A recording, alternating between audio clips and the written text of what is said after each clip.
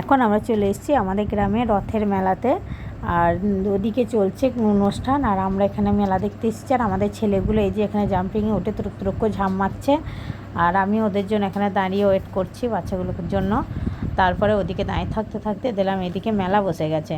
তো মেলা আছে আর দেখবো না তাই কখনো হয়? গ্রামের মেলা অনেক দিন পরে হরেক মাল 10 টাকা 15 টাকা এগুলো দোকানগুলো বসেছে, তাই ঘুরে ঘুরে দেখছি। কেনার কিছু নেই, দেখছি ঘুরে ঘুরে। বাচ্চারা যেহেতু ওখানে আছে, তো ছেলেরা নেমে পড়েছে। ওদের জন্য এই যে দুটো ফ্যান কিনে দিয়েছে, ওরা খুব খুশি। একটা গরমের দিনে একটা কাজের জিনিস পেয়েছে, দুজনে দুটো ফ্যান নিয়েছে, একটা আমার ভাগ্নি আর একটা আমার ছেলে, আপনারা তো জানেনই কৃষ্ণেন্দু।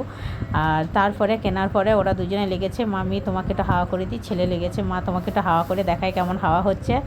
তাই দুজন মিলে পাখাটা নিয়ে এখন আমাকে হাওয়া খাওয়াচ্ছে। দারুণ জিনিস একটা কিনে দিয়েছি মেলায়, মানে খেলনার থেকে গরমের দিনে হাওয়া লাগবে। আর এদিকে এই যে অনুষ্ঠান চলছে, ছোটো ছোটো বাচ্চাদের নাচ গান চলছে।